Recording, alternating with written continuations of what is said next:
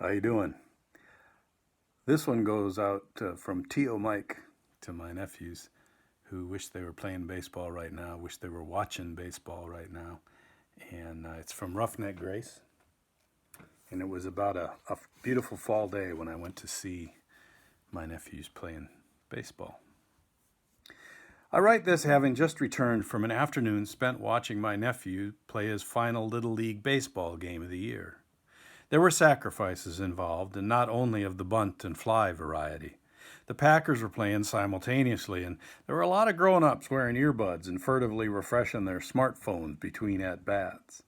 I myself availed myself of an update now and then, although the fact that I had forgotten my reading glasses forced me to hold the phone out in front of me at a distance not easily disguised.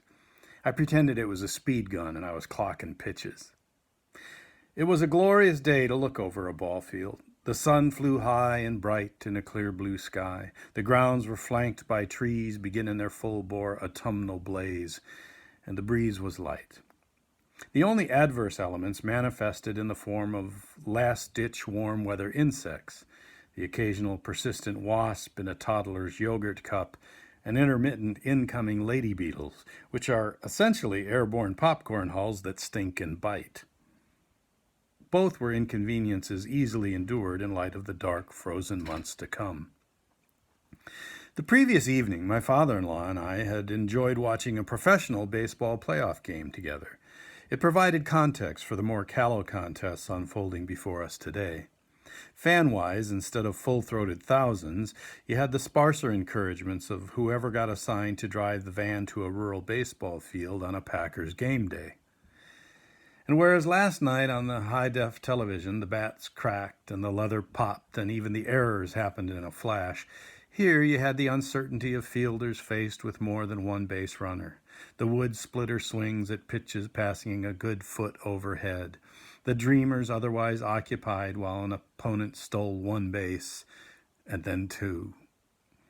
Alternatively, you also saw the joy when the fly ball landed in the glove and stayed there, or when the aluminum bat gave out with a resonant ping and the ball sailed beyond the infield and dropped to safety in an unoccupied green patch of outfield, or when the kid who ran like he was forcing his way through a vat of pudding launched himself into what seemed like a 5-minute slide and looked up to see the ump signaling him safe. I only played baseball once. I was on the high school track team and running laps when the baseball coach called my name from the field adjacent. I jogged over. It turned out the team was short-handed and needed someone to bat and run. My heart leapt. Perhaps I was a baseball savant. A phenom, discovered by chance while training for the 2-mile.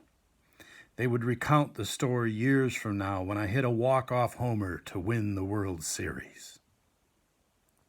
I grabbed a bat and dug in. The pitcher reared back and threw. The ball smacked me in the ribs. I wobbled to first and took a lead. The pitcher spun and threw to first. Out. The baseball coach thanked me and sent me back to the track. There were disappointments at the games today. Strikeouts, missed balls, lopsided scoreboards, slumped shoulders. But to all those youngsters who wound up in the L column or had a tough day at the plate, consider my lifetime baseball statistics. Hit by pitch, picked off first, retired. Compared to me, you're all winners. All right. Hang in there, my nephews. There'll be baseball again. And to the rest of you, forward.